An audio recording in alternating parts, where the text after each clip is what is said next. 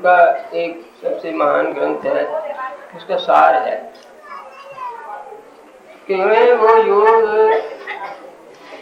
जो हम करते हैं वो वास्तव में योग क्या है। योग दर्शन शुरू ही ऐसे होता है, योगा चित्त वृत्ति निरोधा। योग है चित्त की वृत्तियों को का निरोध करना। ऐसे समझ लो कि समुद्र को शांत करने का मतलब है समुद्र की तरंगों को रोक लेना। हमारा ये मन और ये वायु और ये समुद्र, इनमें कौन ज्यादा चंचल है और कौन कम चंचल है, इसका हम फैसला नहीं कर सकते।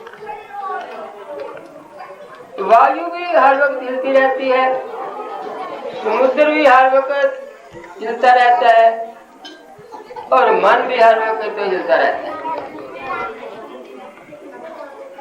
अब इनमें चंचलता की दृष्टि से तीनों एक समान है।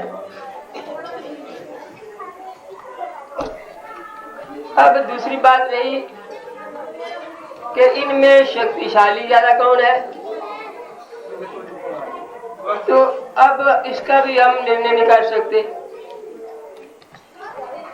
समुद्र के किनारे पर रहने वाले लोग जानते हैं कि समुद्र की तरंगें जब उठकर बाद साहल पर आ जाती हैं तो क्या उपद्रव कर देती हैं, बड़े बड़े भवनों को गिरा देती हैं, जहाजों को ऐसे उखाड़ कर फेंक देती हैं जैसे तिनके हों। इतना भयंकर होती है जब वो अपने प्रचंड रूप में आती है।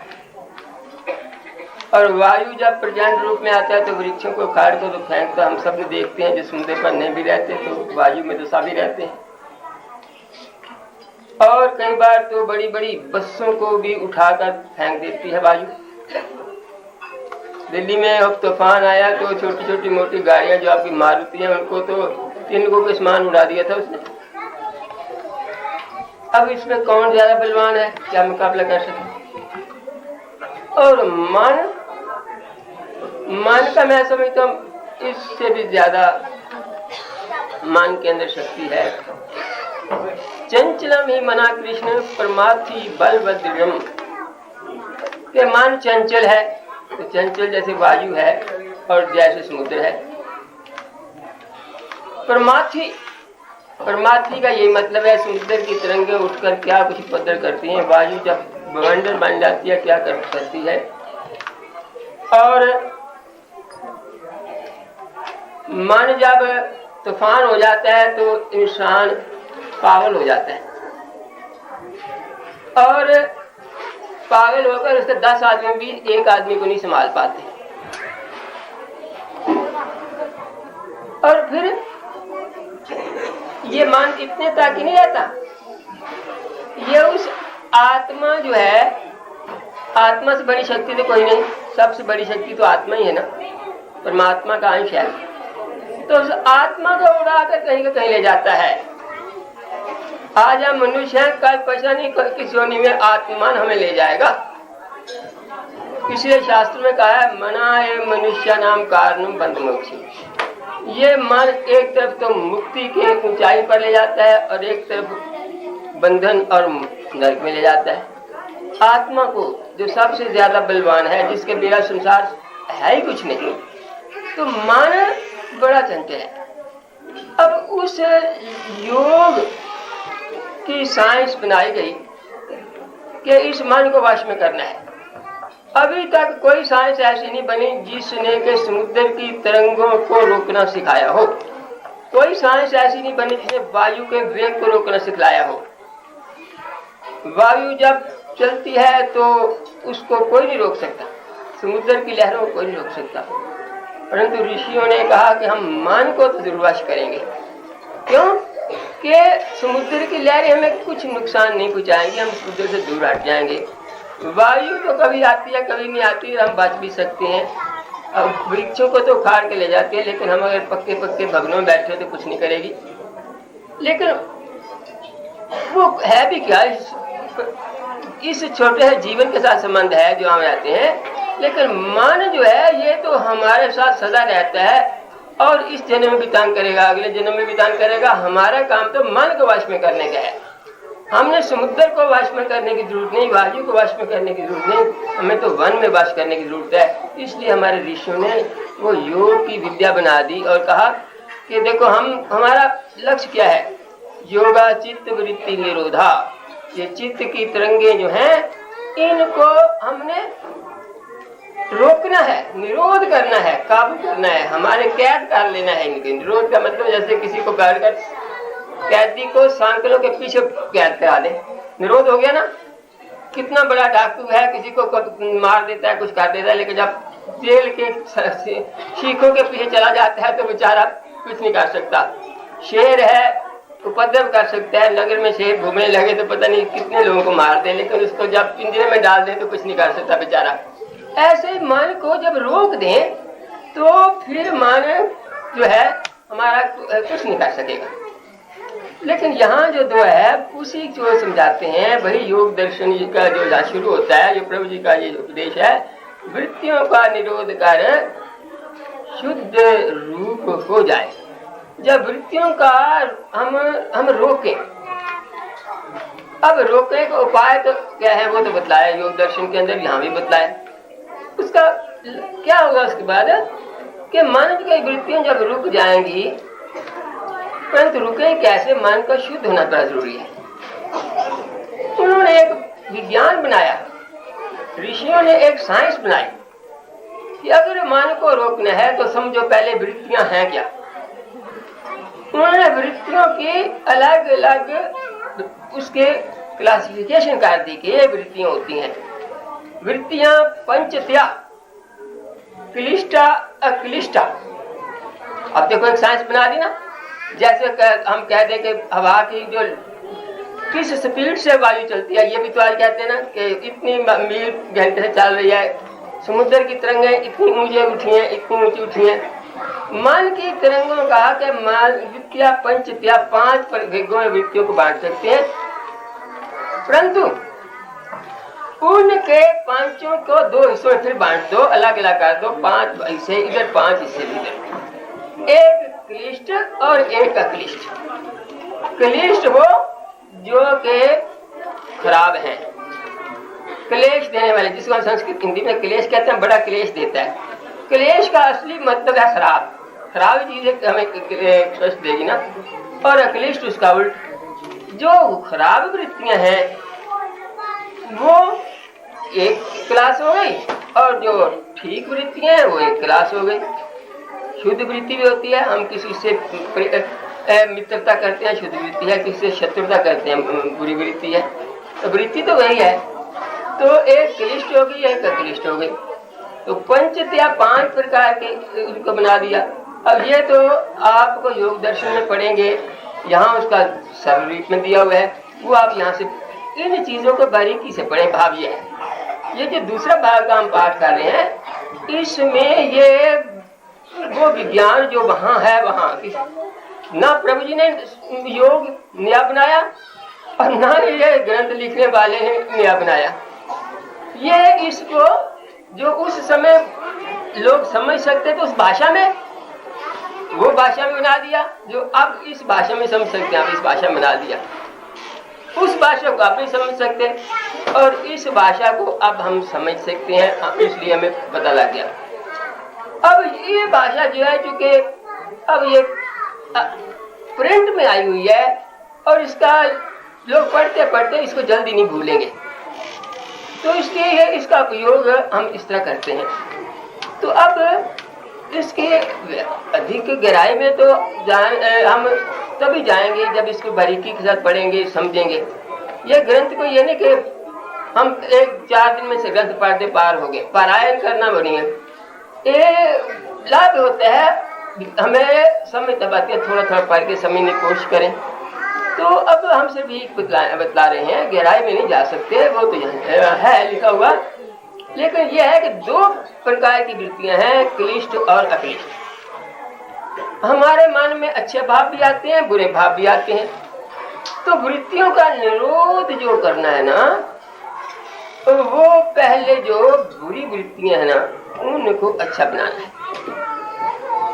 अगर हम चाहते हैं कि हमारे पुत्र हैं, 5 पुत्र हैं, फर्ज करिए वृत्तियों की तरह, हम चाहते हैं हमारे पुत्र जो हैं उनको काबू में करें, तो कैसे काबू में करेंगे?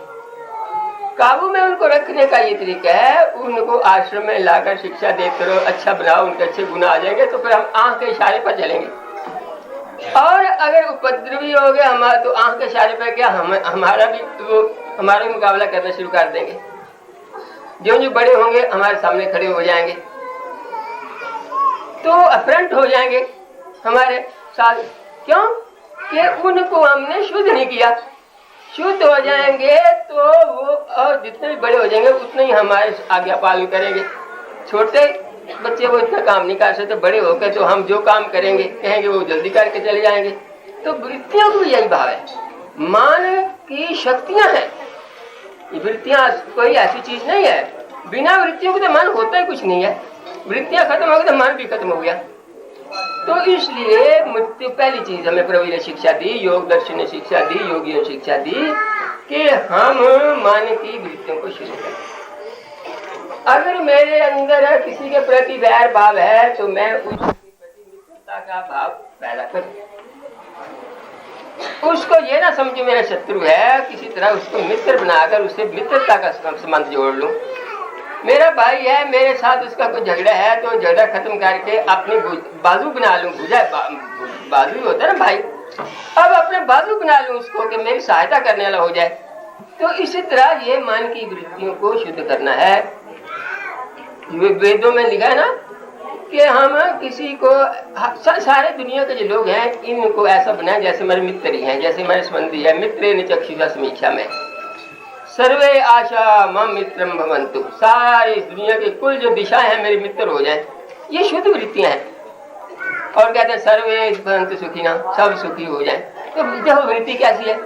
कहीं तो यह कहते हैं कि पड़ोसी का पुत्र फेल हो जाए, पड़ोसी का पुत्र मरकर मेरे घर में मेरा पुत्र हो जाए, कहाँ तो ये वृत्ति है। और कहाँ ये कहते हैं सर्वे भवन्तु सुखिना, सब सुखी हो जाए। दो तरह की वृत्तियां होगी ना, बुरी वृत्तियों वाले भी हैं, अच्छी वृत्तियां भी हैं। तो बुरी वृत्तियों को अच्छी वृत्तियों परिवर्तित करना, और ये काम तो फिर आश्रम ही करता है और तो कोई नहीं करता। कि हमेशा ये शिक्षा मिलती है कि हम अपने मन को शुद्ध करें, अपने मन के भावों को अच्छा बनाएं, सबका भला चाहें। ये वृत्तियां तो शुद्ध वृत्तियां करके बुरी वृत्तियां में खत्म हो जाएंगी। तो उसके बाद उन वृत्तियों को काबू करना आसान हो जाएगा, निरोध करना, कैद करना है।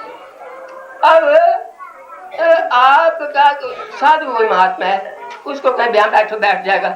और वो दुष्ट है तो उसको कहेंगे यहाँ बैठो, नहीं बैठ सकेगा, नहीं बैठेगा, हमारा कहना नहीं मानेगा। तो इसलिए अगर हम अपने मन की भावनाओं को धीरे धीरे शुद्ध करते चले जाएं, मन में बुरे विचार ना आए, और बुरे विचार ना आए वो यम नियम है।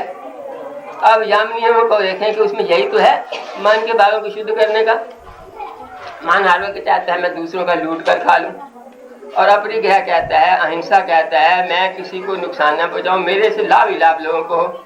अब ये यम और नियम जो योग के हैं ये सिर्फ इसीलिए है कि मन की वृत्तियों को शुद्ध करने के लिए। रोकना बाद में आएगा, शुद्ध करना पहले आएगा। तो हम यम नियम का अभ्यास स्टडी करें, अभ्यास करें। देखो अब ब्रह्मचार्य के बारे में आप पढ़े, प्रभु जी के जो नियम लिखे हैं योग मार्ग में।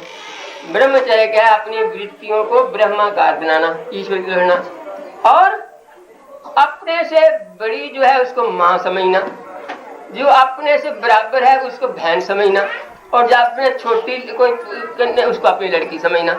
अब देखो वहां तो ये लिखा है, इस तरह की भावना बनाने से, ये प्रभु जी ने शब्द है, तो इस तरह की वृत्तियां जब बनाएंगे शुद्ध हो गई ना, तो ऐसा यम, ये योग दर्शन का यम नियम है, शौच, संतोष, तप, स्वाध्याय, ईश्वर प्रणिधान, अहिंसा, सत्य, स्तेय, ब्रह्मचर्य, अपरिग्रह, सब इसमें आता है। 5 यम और 5 नियमों का पालन इसलिए कराते हैं कि हमारी वृत्तियां शुद्ध हों।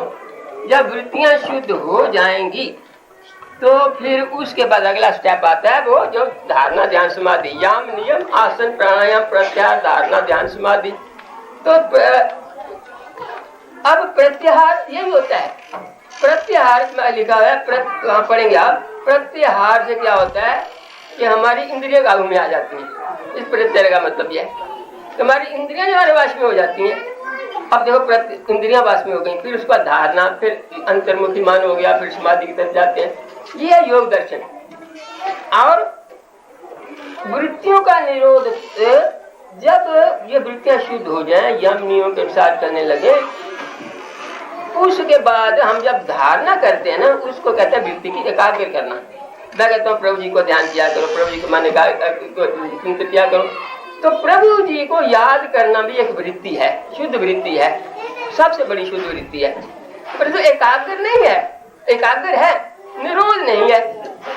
निरोध वृत्ति जाकर समाधि में आते हैं, जब भूल जाते हैं, हमारा आत्मा ही प्रभु में लीन हो जाती है, मान ही नहीं रहता। निरोध का मतलब है मान ही ना रहे, खत्म हो गया, मान ही खत्म हो, वृत्तियां मान खत्म हो गया। क्योंकि मन जो है वृत्ति रूप है, वृत्तियों का समूह है।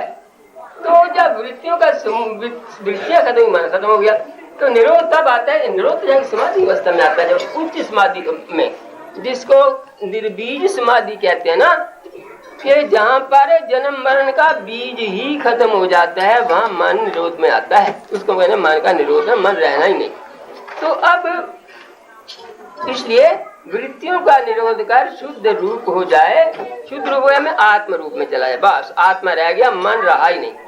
तो फिर सत्य का सत्य में वास हो, सत्य मैंने परमात्मा, सत्य मैंने आत्मा, आत्मा का परमात्मा में वास हो गया।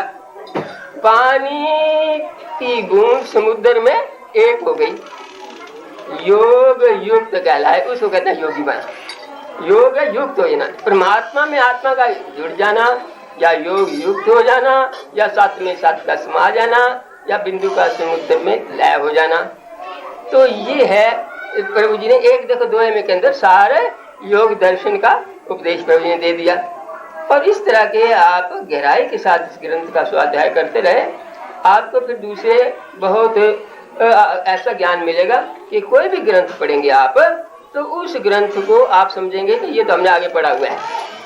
और अगर उस ग्रंथ में कोई विपरीत बात होगी, जो शास्त्रों के, ऋषियों के शास्त्रों के विपरीत होगी, तो आपको यार पता लग जाएगी ये तो गलत लिखा हुआ है। क्योंकि मनुष्य की बुद्धि है, ऋषि बुद्धि को आर्ष बुद्धि कहते हैं। स्वाध्याय ग्रंथ वो होते हैं जो ऋषिकृत ग्रंथ है ना, वो स्वाध्याय ग्रंथ है। बाकी ग्रंथ जितने हैं उनमें कोई गलत कुल ठीक लिखा होता है, पर ऋषियों की बुद्धि आर्ष बुद्धि होती है। आर्ष बुद्धि, आर्ष में ऋषिकृत को आर्ष कहते हैं, विशेषण बनेगा ऋषि का आर्ष।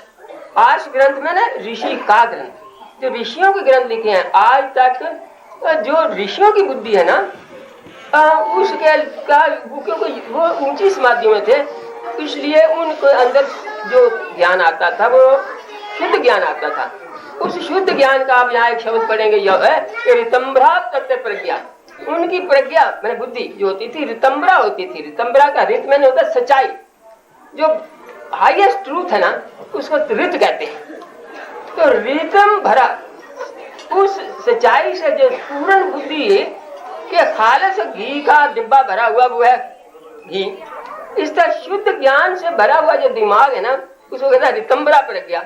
तो ऋतंभरा प्रज्ञा का मिलता है जब ऊंची समाधि में चले जाते योगी, तो ऋतंभरा तत्व प्रज्ञा, उसको वो बुद्धि मिलती है जो कि ऋतंभरा प्रज्ञा होती है। और हमारी जो बुद्धि है ना, हमारी बुद्धि में 10 गलत बातें तो एक ठीक बात होती है। हमारी बुद्धि ऋतंभरा प्रज्ञा थोड़ी है, लेकिन वो बुद्धि जो ऋतंभरा प्रज्ञा से जो उन्होंने ग्रंथ लिखे हुए हैं, वो उसमें कोई गलती नहीं होती, वो शुद्ध होता है और उसमें कोई गलती निकाल नहीं सकता। तो उन ग्रंथों को पढ़ने का विधान है हमारे शास्त्रों में, जिसको कहा स्वाध्याय। तो स्वाध्याय अगर हम करें, और ये जो ग्रंथ है ये तो उसी का उल्टा है, योग दर्शन का ही। तो इसमें वो तो वो जो ज्ञान है वो तो उन्हीं ऋषियों का ज्ञान है। प्रभु जी ने इसके ऊपर जैसे मोहर लगा दी, ठीक है, योग का ग्रंथ ठीक है। तो अब हम इसलिए इन चीजों को पढ़ें, ये हमारा स्वाध्याय का अंग बनेगा। और इसमें से गहराई में जाएं, समझें क्या है योग, क्या है और साथ केवल योग के साथ प्रभु जी का जीवन है। प्रभु जी हमें अपने जीवन से उपदेश देते हैं, अपने दृष्टांतों से उपदेश देते हैं, और फिर उसके साथ हमारा मर्यादाएं भी सिखलाते हैं। यहाँ तक कि प्रसंग है कि हमारे जीवन के अंदर अपने पारिवारिक मर्यादा कैसी होनी चाहिए, सामाजिक मर्यादा कैसी होनी चाहिए, राष्ट्रीय मर्यादा कैसी होनी चाहिए, सब इसमें हमें मिलेगा। क्योंकि हमारा जीवन जो है वो सारा एक कम्पैक्ट लाइफ है ना, जुड़ी हुई लाइफ है।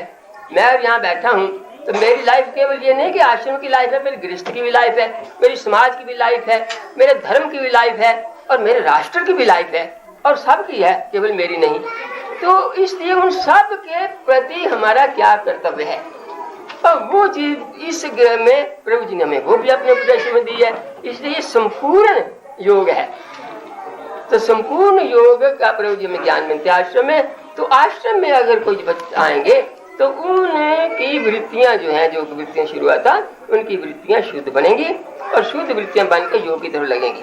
जब तक वृत्तियां शुद्ध ना होंगी योग में नहीं लग सकते। इसलिए एक जगह लिखा है कि अगर आप आते तो हैं आश्रम में आकर प्रभु जी को माथा टेकते हैं, माथा टेक कर फूल फल चढ़ाते हैं, प्रसाद चढ़ाते हैं। लेकिन प्रभु जी कहते हैं देखो, अगर तुम्हारे मन में किसी का दुश्मनी है किसी के प्रति, तो फिर ये फूल फल चढ़ाए क्या, पहले वो दुश्मनी दूर करके आओ, योगी तब बनोगे, तुम्हारा मन शुद्ध होगा।